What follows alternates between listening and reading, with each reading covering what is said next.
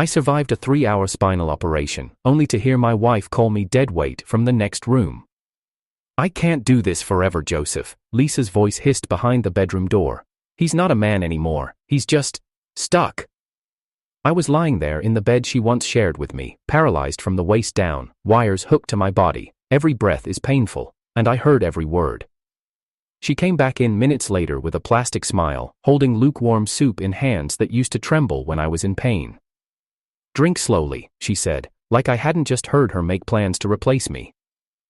That was the moment everything inside me went silent, not broken, not bitter, just silent. Lisa didn't know what my neurosurgeon had told me 2 days before the surgery. He said if the spinal fusion worked, and I fought harder than I ever had, there was a chance I'd walk again.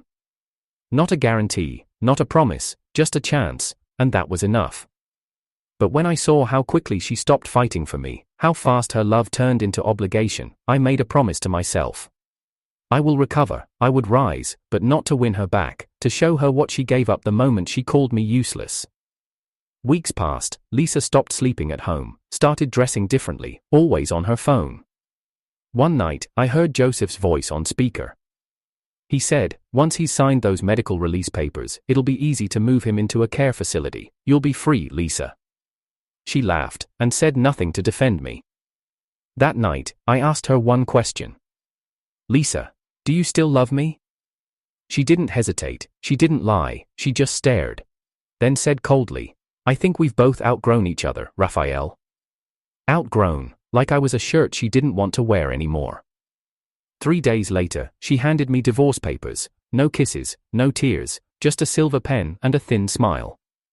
I'll make sure deal. You get a nurse assigned, the settlement includes a monthly allowance, you'll be taken care of. I signed, didn't ask about Joseph, didn't ask why she hadn't visited the rehab center with me, didn't even look back when she walked out with her designer bag and called an Uber.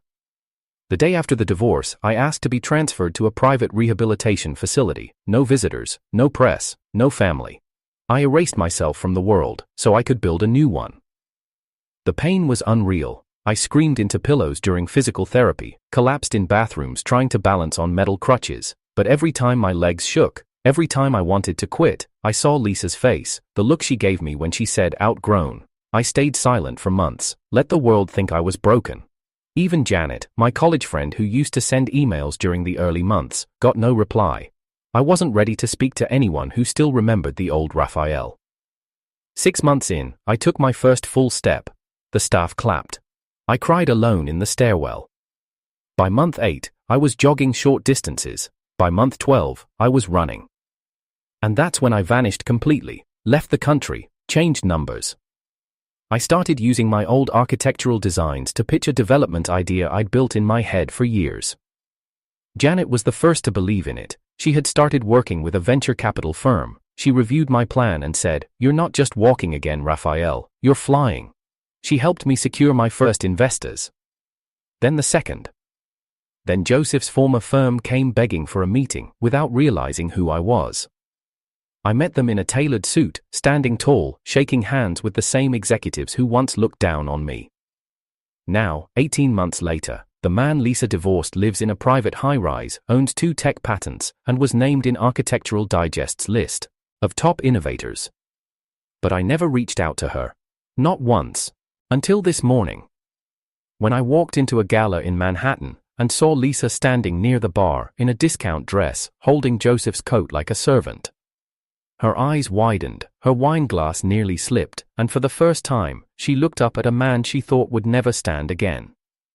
She tried to speak. I walked past her like she was invisible, because when someone throws you away while you're bleeding, you don't give them front row seats when you rise, you just make sure they're watching. My name is Raphael Quinn. I used to believe love could survive anything, accidents, poverty, setbacks. I thought if you gave someone your heart, they'd guard it like it was theirs. But Lisa taught me otherwise. We met 5 years ago at an architecture symposium in downtown Chicago. I was speaking on sustainable urban development, wearing a tie I'd borrowed from a roommate. She was in the second row, scribbling notes in a moleskin notebook, dressed like she had money but not enough to flaunt it. After the session ended, she waited while others crowded the panelists, When everyone left, she walked up and said, "You have terrible shoes, but your ideas are brilliant." That was her way, sharp, disarming, like she wanted to see if you could laugh at yourself before trusting you. Lisa was ambitious. She worked as a junior marketing executive for a luxury brand. Her apartment was better than mine. Her social circle was glossier, but she liked that I wasn't trying to impress her. At least, that's what she used to say. The first 6 months were perfect. Late-night ramen, scribbling on napkins about where we'd live when we made it. She talked about launching her own agency. I dreamed about building affordable homes that didn't look like boxes. We moved in together after a year, split rent, split groceries, split dreams. Lisa had a way of looking at me like I was the only man who existed. That look kept me going through long nights drafting, revising, sending designs no one asked for. I remember once, when I lost a small city tender, she ordered Thai takeout, sat cross-legged on our tiny couch, and said, "If they didn't choose you, that's on them, not you." I thought, this is it. This is what love is supposed to feel like, unconditional, safe, solid. But love like that doesn't die overnight. It decays slowly, bit by bit, until the silence between two people gets louder than anything they've ever said. The first shift happened after my promotion. My firm offered me a mid-size project in Austin. 3 months on site. I asked Lisa if she'd come. She laughed. "Texas, Raphael, I just locked in 3 campaigns in New York. I'm not uprooting everything." It wasn't just about the project, it was about the future we'd planned. It was about who was compromising and who wasn't anymore. I left for Austin, came back to find her colder. She didn't ask how the build went, didn't look through my sketches, said, "Cool," then went back to scrolling. Still, I held on. When I proposed, she said yes before I could finish the question. We married in a civil ceremony with 5 friends, a Polaroid camera, and a bottle of champagne in the back seat. I thought that would anchor us again, but Lisa wasn't the same anymore, and maybe I wasn't either. Then came the accident. I was inspecting a rooftop panel on a new building in Queens. The safety harness snapped, I fell 2 floors, landed badly, fractured spine, shattered my left hip. Lisa was there in the hospital when I woke up. Her makeup was smudged, eyes puffy. She held my hand like it was still sacred. At first, she stayed every night, brought books, fed me carefully, laughed at my jokes even when I winced halfway through them, but after a few weeks, the warmth started to fade. She started checking her phone more, stepping outside for longer calls, saying less, smiling less. She didn't notice I was observing everything. I tracked the time she spent away from my bed. I saw how she stopped saying we, and started saying you. You need to push harder in rehab. You need to stay positive. You need to figure out what comes next. When the doctor finally told me I might walk again with enough effort, Lisa wasn't in the room. Janet was. Janet was my college classmate. She'd always been the voice of reason in our architecture group. Sharp eyes, blunt truths, but kind, always kind. When she heard about my fall, she visited unannounced, brought takeout and a notebook filled with quotes from books I liked. She reminded me of everything I'd lost in myself, before Lisa, before ambition, before becoming the burden. Janet never pitied me. She told me straight, "You're either going to give up or get up. There's no third option, Raphael." That night, Lisa texted she wouldn't make it, said she had a work dinner, but Joseph was tagged in a photo on Instagram, standing beside her, his hand suspiciously close to her waist. Joseph wasn't just anyone, he was Lisa's former mentor, a brand consultant who had a reputation for being brilliant in business and messy in relationships. I knew, I just didn't want to know. 3 weeks later, Lisa suggested separating. I asked her, "Is this about Joseph?" She didn't deny it, didn't confirm it either.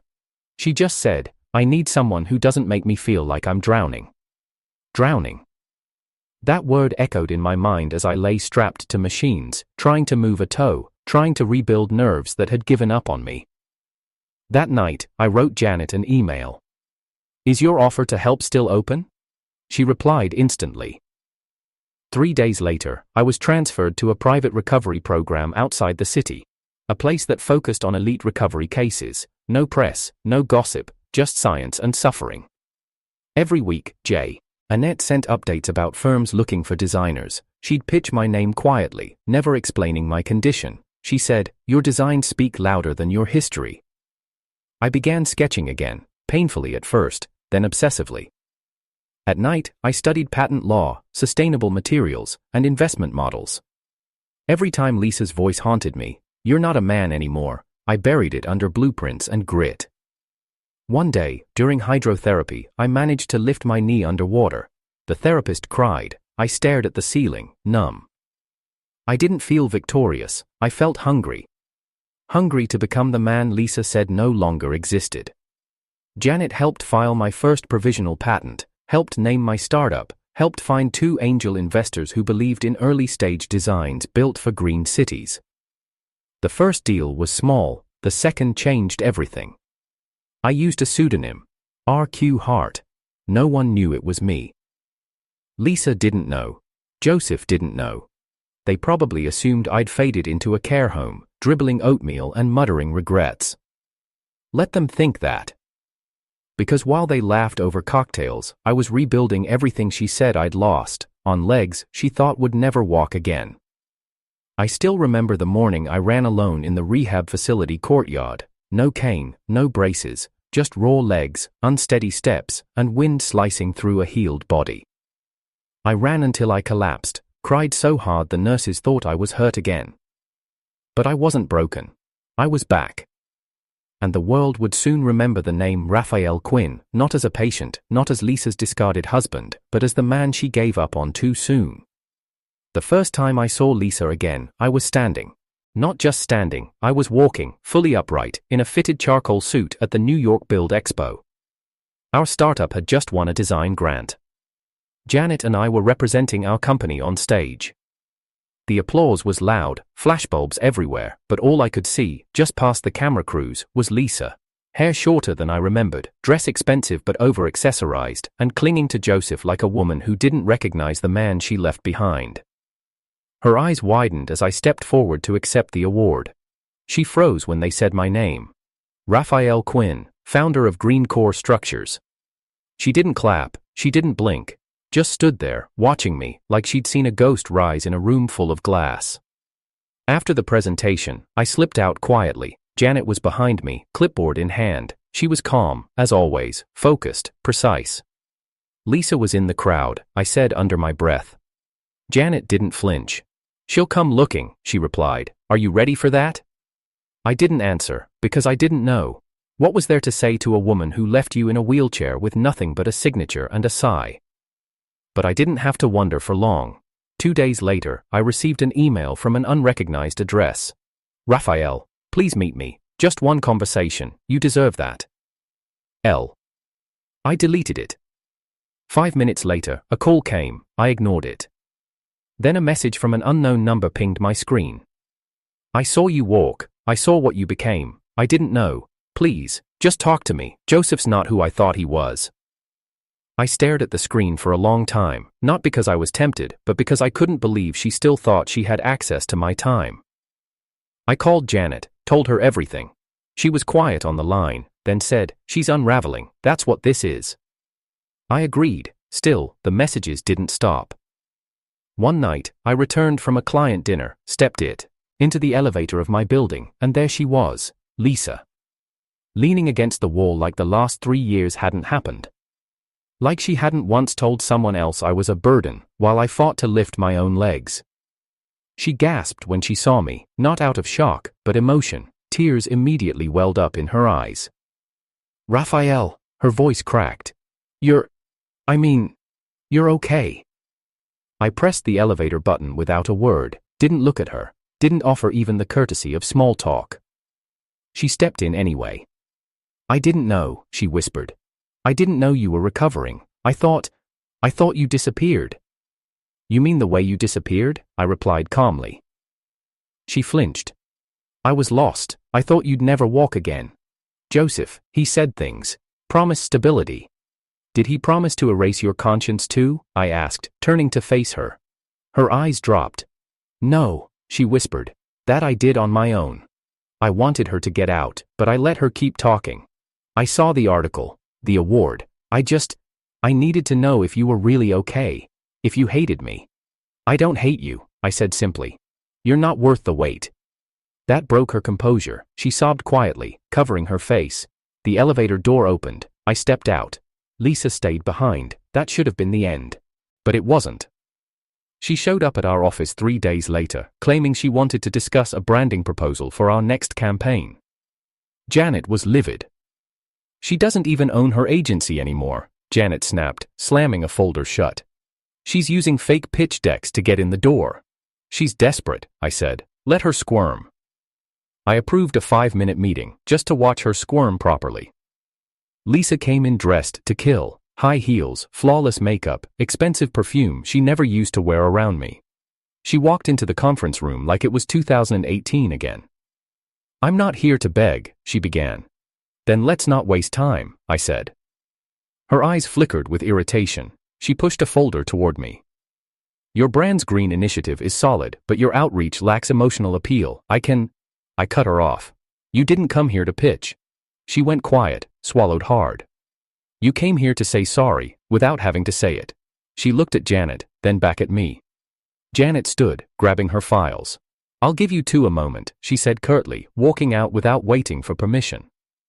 When the door closed, Lisa dropped the act. Her shoulders sagged. Her eyes, once sharp and calculating, were dull. "I made a mistake, Raphael." I stayed silent. I left the only man who ever believed in me, for someone who believed in himself. "Then you made a smart business move," I said flatly. "I thought you'd be stuck," she whispered. "I thought you'd never walk. I didn't know you'd. God, Raphael, you're him now, the man you always talked about being." "That man was always there," I said. "You just couldn't see him past the wheelchair." She reached for my hand. I pulled back. I didn't come this far to be anyone's redemption arc. "I'm not asking to come back," she said. "But Joseph, he took everything. He drained my accounts, left me with debt. He was cheating on me the entire time." I raised an eyebrow. "And I'm supposed to care?" "No," she admitted. "But you deserve to know I paid for what I did. Every damn day." "You're not here for closure," I said. "You're here because karma took longer than expected." She began to cry. I stood up. I walked to the door. I opened it. "You said I was a burden, Lisa, but it turns out cutting me loose was the most liberating thing you ever did for me." She looked broken. Utterly broken. She walked out without another word. Janet came in seconds later, arms crossed, lips tight. "She's not done," she warned. "People like her never end a story they didn't write." She was right. The next day, social media blew up with a post. "Some men pretend to be victims, some men pretend to heal, but monsters hide in clean suits too." No names, no tags, but her followers knew. The timing was deliberate. Emails started rolling in, anonymous claims, fake accusations. Joseph was behind it too, using every connection he had to discredit me. Janet called it before I did. "They're trying to destroy what you've built, because they can't stand that you did it without them." I had a choice: fight back in the shadows, or shine a spotlight on them so bright they'd have nowhere to hide. I called a press conference. No lawyers, no PR team, just me, a microphone, and the truth. I stood at that podium and said, 3 years ago, I was told I'd never walk again. My wife left me days after surgery, took her new lover and called me a burden. She wasn't wrong. I was a burden, carrying her dreams, her comfort, her narrative. I paused. But I'm walking now, and she doesn't get to rewrite history with hashtags. That clip went viral in under 24 hours. Comments poured in. People saw me, not as a victim, but as a survivor. Joseph vanished from the board of his company. Lisa locked her accounts. The fire she lit scorched only her. And Janet, she stood beside me through it all. That night, as we walked back to my apartment, she asked softly, "Do you ever wonder if you'd be here without all the pain?" I thought for a moment. No. But I also know this: pain didn't make me. Choice did. I thought once I exposed the truth, the weight would lift. That once Lisa and Joseph were disarmed publicly, I'd feel lighter, freer, untouchable. But I didn't. I felt tired. Tired of fighting old wars, tired of turning corners expecting another attack. Tired of looking into Janet's steady eyes and wondering if I still carried too much damage to love her right. Every time she looked at me with quiet affection, something twisted in my chest. She didn't ask for this version of me. She didn't sign up for Raphael 2.0, sharp-edged, calculating, haunted by the sound of a woman once calling him worthless. She deserved someone who wasn't rebuilding from ruins. Yet she never once asked me to be anything but honest. Janet had always been composed. But lately, I'd catch her watching me while I worked late, eyes flickering with something she wasn't saying. One night, while we were going over a pitch, I asked her quietly, "Are you okay?" She looked up. "I should be asking you that." I nodded. "I'm surviving." "That's not sad. But the same as living." I looked away. "It's close enough for now." She sighed. "I know what you're carrying. You think I don't see it, but I do. Every time Lisa's name is mentioned, your jaw locks. Every time Joseph's shadow passes over our brand, you go silent. You haven't let them go, Raphael. You've just put them behind glass." I didn't reply. Because she wasn't wrong. Some nights I still replayed that conversation in the hospital. Lisa, standing at the end of my bed, saying she couldn't carry me anymore. Her words hadn't been loud, but they'd landed with the finality of a slammed door. Other nights, I'd hear Joseph's voice in those leaked recordings, mocking me, joking that I was half a man after surgery. Even now, with my health restored, with money in the bank, contracts signed, features published. Even now, I sometimes stared into the mirror and wondered how long it would last. Because somewhere inside, a part of me still flinched, still expected to be left again when I became inconvenient. Janet stayed silent while I fought my ghosts. She never pushed, she never demanded closure. But I saw the hesitation sometimes, the way her hand hovered near mine but didn't quite close the distance, the way she looked away when I avoided emotional questions. She was giving me space, but that space was starting to feel like a chasm. I wanted to close it, I just didn't know how. One afternoon, I walked into our shared office and found her packing her things into a tote bag. I paused. "Are you leaving early?" She hesitated, then smiled. "Yeah, I just need some time." "Is something wrong?" I asked carefully. "No," she said, then softer, "Not yet." I didn't know what that meant, but it rattled me. That night, I stood on the balcony of my penthouse, staring out at the city skyline I once dreamed of touching. It was beautiful, but it's cold. I thought of everything I'd built, and wondered if it meant anything if I built it alone. The next morning, I walked into the office to find an envelope on my desk. It was Janet's handwriting. Inside was a single page. "Raphael, you've become someone people write articles about. But I miss the version of you who dreamed out loud, the one who believed in impossible ideas. I'm proud of you, but I'm scared that somewhere along the way, the pain hardened you. I care about you, deeply. But I need to know, do you still believe in love? Not just justice, not revenge, real love, because I do, and I won't keep waiting forever for you to feel safe." I read it 3 times, each time slower, each time with a deeper ache forming in my throat. I didn't know how to answer, because I'd spent so long preparing to fight, I didn't remember how to let someone hold me. Later that day, I sat alone in the office long after everyone had gone. Janet hadn't returned. Her phone went to voicemail. The silence was unbearable. I opened my sketchbook, the same one I carried through rehab, and flipped back to the first page. There, in shaky pen, I'd written, "One day, I'll walk into a room, and no one will pity me again." That day had come, but no one had told me what came after the pity ended. I stared at that sentence until the ink blurred. Then I picked up my phone and called Janet. No answer. I called again. Still nothing. I messaged her. "Where are you?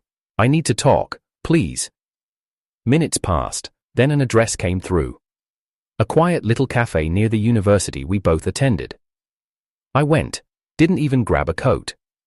When I arrived, she was already seated, back straight, coffee half finished, face unreadable. I sat across from her, didn't speak right away. She waited. "I don't know how to be soft anymore," I finally said. "I know," she replied. "I don't know how to give someone my heart without wondering when they'll drop it." Janet nodded. "But you do still have it." I exhaled. "I never lost it. I just buried it under scars." She reached across the table and took my hand, and this time, I didn't pull away. "I'm afraid," I admitted. "So am I," she said, "but I'd rather be afraid of you than brave without you." I didn't deserve her, not after how closed off I'd been, not after how long she waited, but she didn't want perfection, she just wanted the truth, and I had that now. I'm ready to try, I said. She smiled, soft, relieved, and a little teary. That's all I've ever needed. From that moment, things began to shift, slowly, carefully. We started spending more time outside the office, at bookstores, galleries, rooftop gardens. Janet would drag me to food trucks I'd never try alone. I'd surprise her with hand-drawn postcards slipped under her door. We didn't define it right away, but the space between us grew warmer. Still, the world didn't stop moving. Lisa tried again. One day, an envelope arrived at my home. Inside was a letter. I know I don't have the right to ask you for anything, but I need you to understand. What I did wasn't because I didn't love you, it was because I didn't love myself when I saw what we were becoming. I hated feeling helpless, I hated seeing you in pain, and instead of staying, I ran. Joseph didn't make me do it, I made that choice, and I've paid for it every single day since. I'm not asking to be in your life, I just need you to know, I didn't leave because you were weak, I left because I was. I didn't respond, didn't have to. Some wounds don't reopen, they close in silence. That night, I told Janet about the letter. She listened, then asked, "Did it stir anything in you?" I shook my head. No, but it reminded me who I don't want to be again. She nodded. And that was the end of it. No drama, no second guessing, just a quiet, steady walk forward, with someone who never needed to break me to believe in me.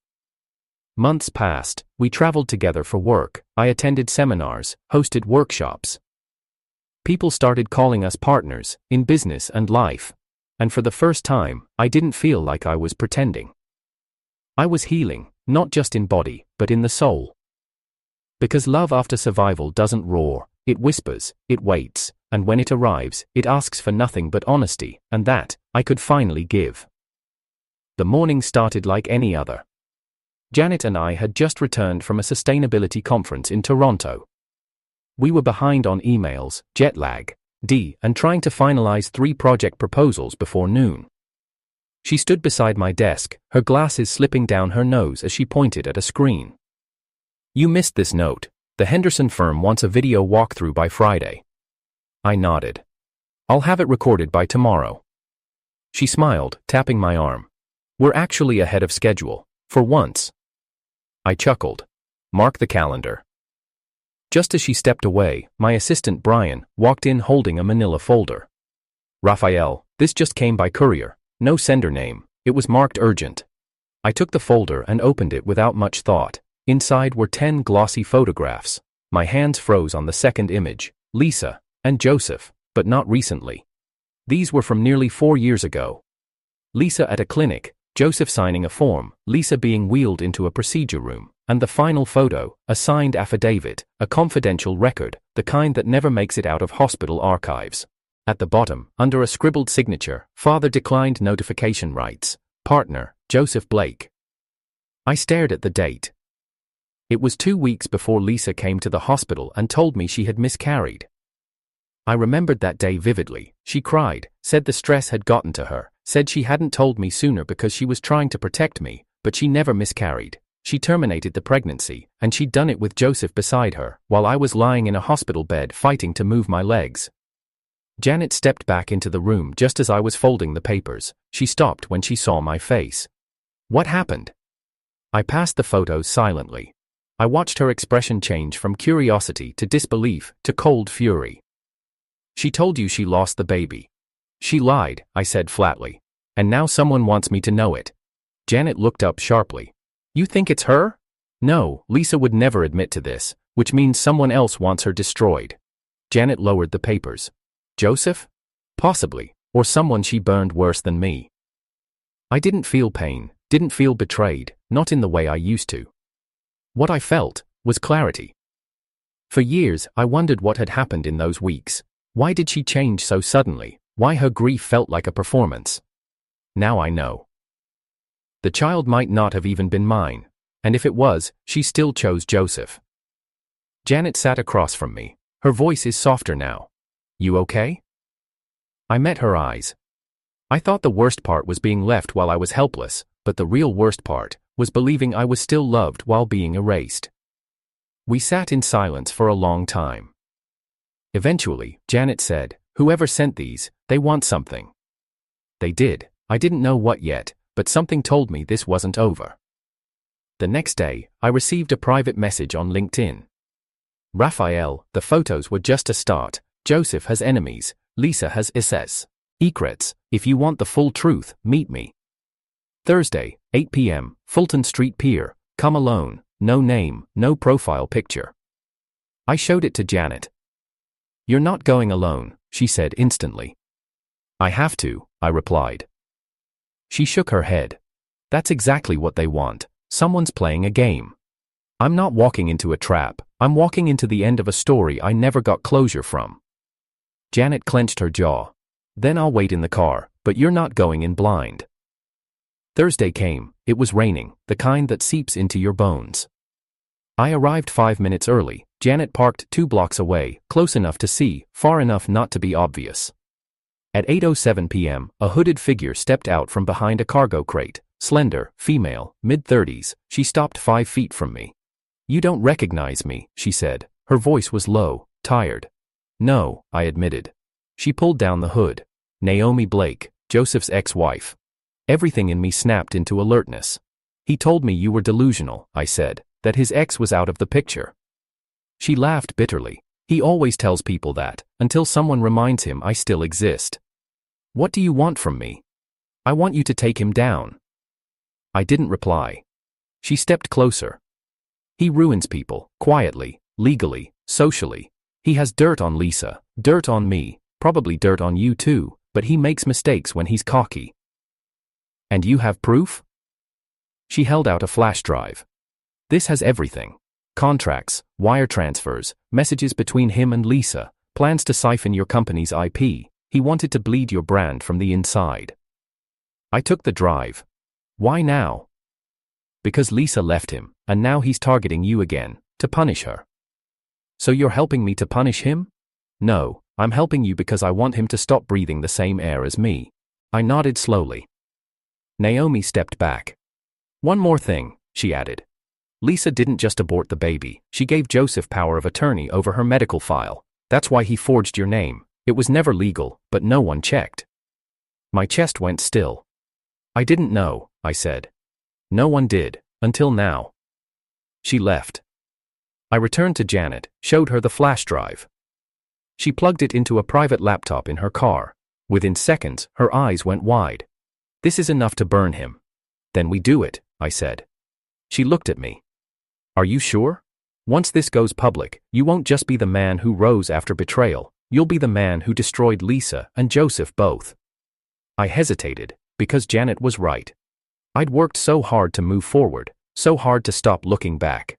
But this wasn't revenge, this was prevention. If I didn't stop them, they'd destroy someone else next, another version of me, another man left in a hospital bed, thinking love was still holding his hand. I leaned back. "I'll give her one chance," I said. Janet frowned. "Lisa?" I nodded. "She has 24 hours to come clean, to confess, or I release everything myself." "Why give her that?" "Because once, I loved her." Janet stared at me, then nodded. 24 hours. After that, no more mercy. I sent Lisa a message. "You have 1 day to make things right. What you did to me, what you did with Joseph, confess it publicly, or I will." Her reply came 3 hours later. "Meet me, one last time, I'll say everything, just, not in writing." Janet didn't like it. "I'm coming with you," she said. "No," I replied. "This one, I finish alone." I met Lisa in the atrium of the old conservatory on East 72nd. It was abandoned now, covered in vines and dust. The kind of place people once loved, then forgot.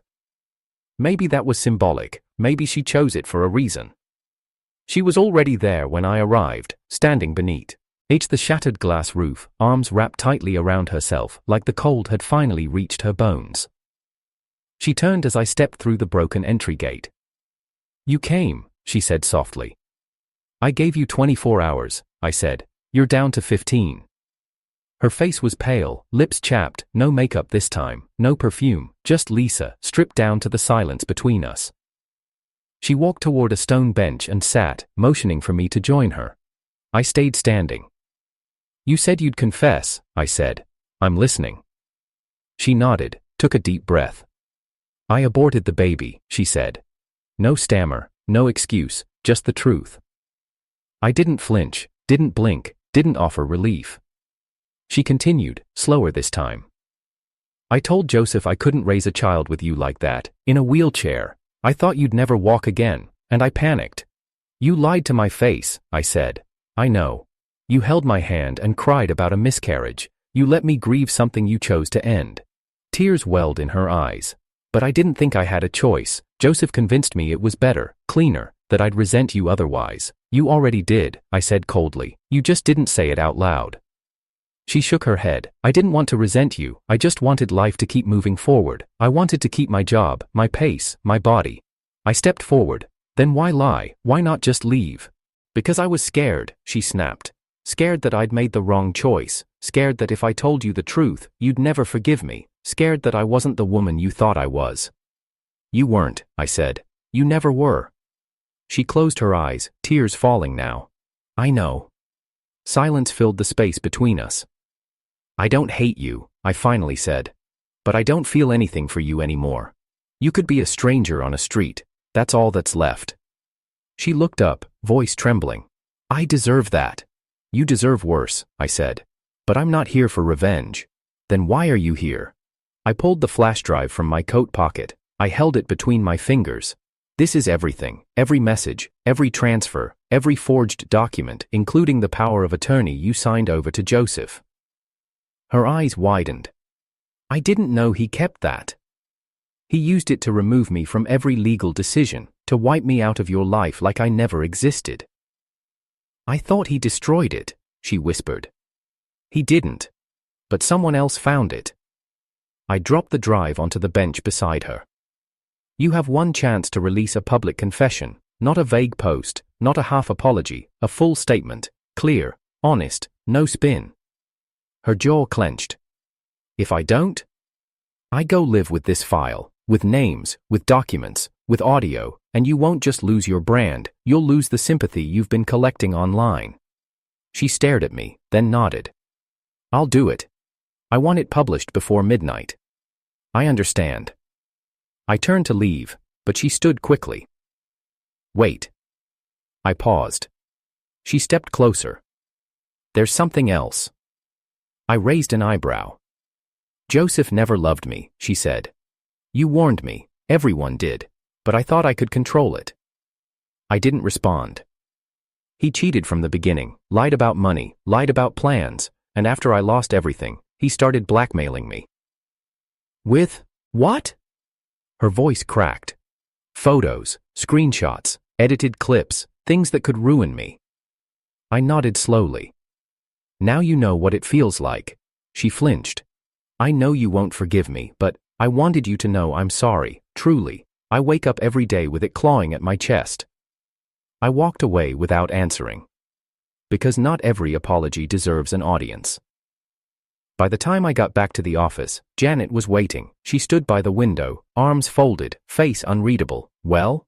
"She confessed," I said. "She'll release it tonight." Janet exhaled. "Do you believe her?" "No, but I believe she's cornered." Janet nodded, then looked at me, more carefully. "And what about you? What about me? You went there alone." I heard her pain, looked in her eyes again. "Did it stir anything?" "No," I said. But I hesitated. Janet caught it. "What aren't you telling me?" I walked to the desk, opened the flash drive folder, clicked the last file.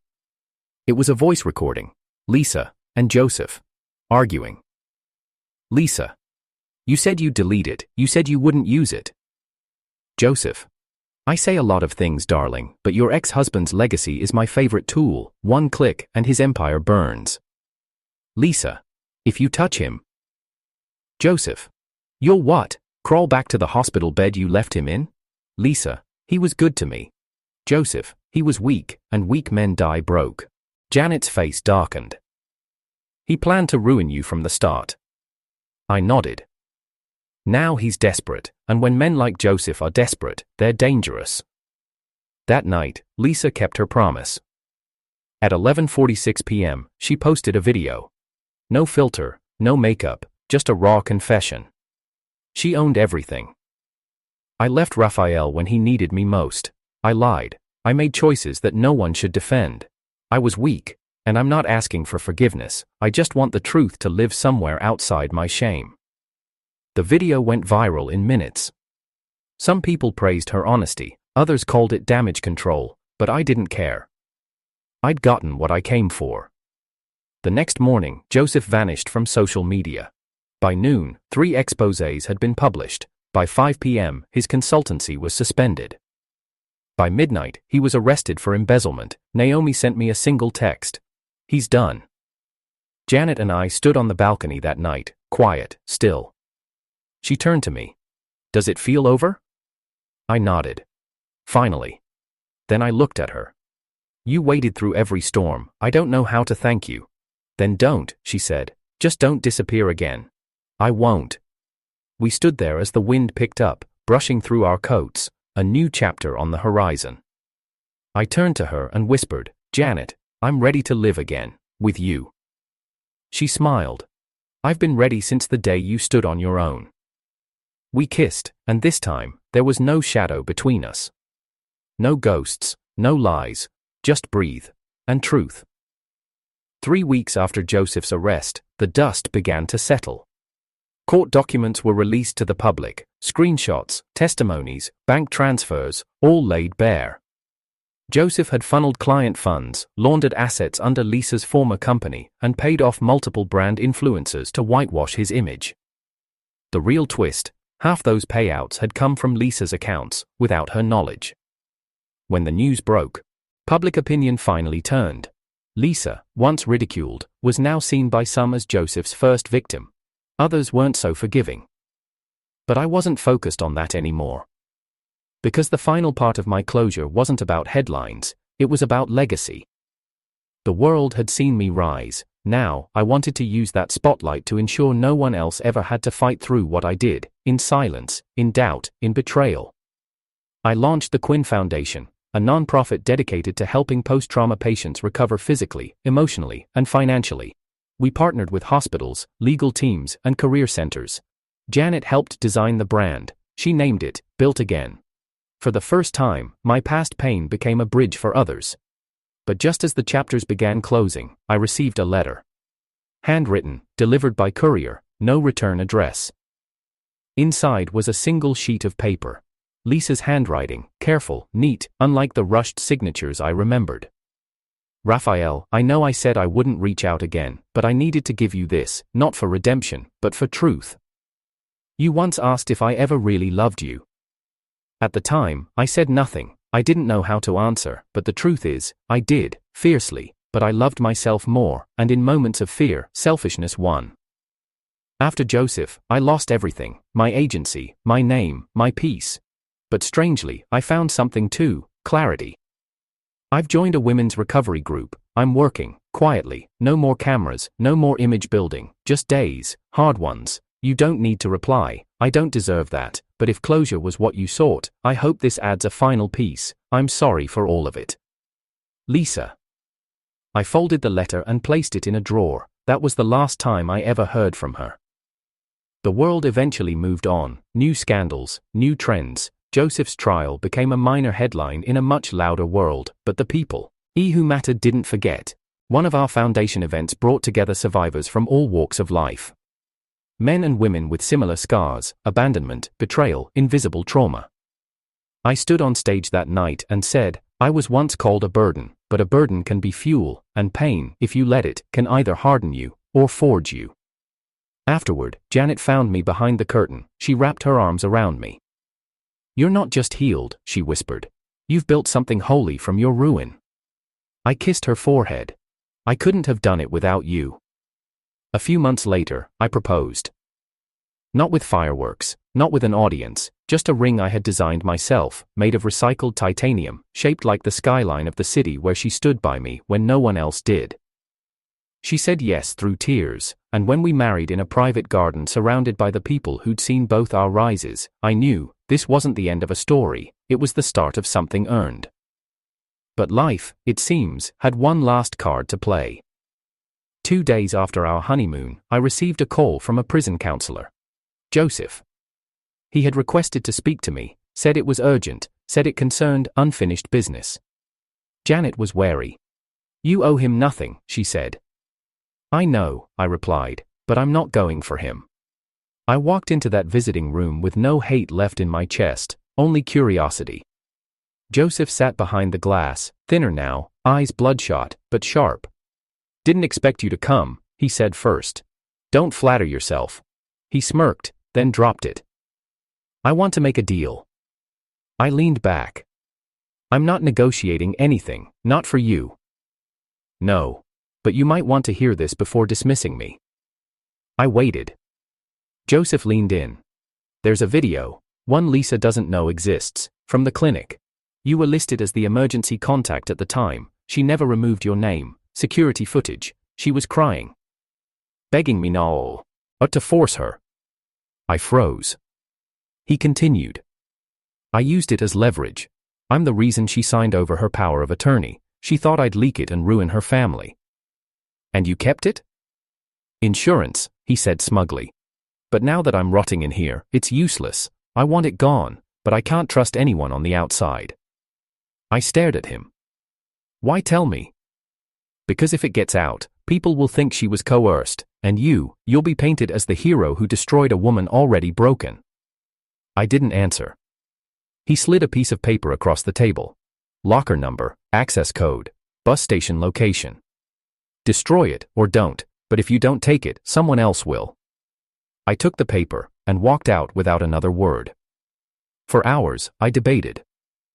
Part of me didn't care. Lisa's choices were hers, her lies, her silence, her manipulation, they had cost me everything once. But another part of me remembered the letter, the admission, the pain in her eyes that night at the conservatory. Janet found me in the study, the slip of paper still in my hand. You okay? She asked. I held it up. Joseph had something. She looked at it, waited. I explained. When I was done, she stepped closer and said the thing I didn't expect. Go get it. You think I should? I think closure isn't just about cutting people out. Sometimes it's about putting the last stone on the grave. The next morning, I went. The video was real, and exactly as Joseph said. Lisa cried. Joseph whispered into her ear, forcing her to sign. It didn't absolve her, but it changed something. I deleted it, I crushed the drive with my own hands, and then left the bus station without looking back. That night, I wrote a final entry in my journal, the one I'd started during rehab. The man I used to be died in a hospital bed, the one I am now has scars, but he also has peace, and sometimes, that's the best revenge, becoming someone unrecognizable to the people who tried to bury you. Janet and I never spoke of the video again, we didn't need to. The past was behind us. But the future, it was bright. 1 year later, our company went public. Green Core was now an industry leader in sustainable development. Janet was honored as one of the top women in architecture, and me? I stood before thousands, accepting an award for social impact in design. As I looked out over the crowd, I thought of Lisa, of Joseph, of every moment that almost broke me. Then I thought of Janet. On nights we built blueprints side by side, in the mornings we made coffee in silence, fully content. I ended my speech with this. You can abandon a man, you can poison him with lies, you can leave him broken in bed, but if he chooses to rise, you'll be forced to watch every step of his ascent. The room erupted. I walked off stage, right into Janet's arms. Later that night, as we watched the skyline from our balcony, she turned to me and asked, "So, Mr. Quinn, what's next?" I looked down at her, smiled. We build, but this time, not from pain. She leaned into me. I love you. And I whispered, am finally free to love you back. And that was the real ending.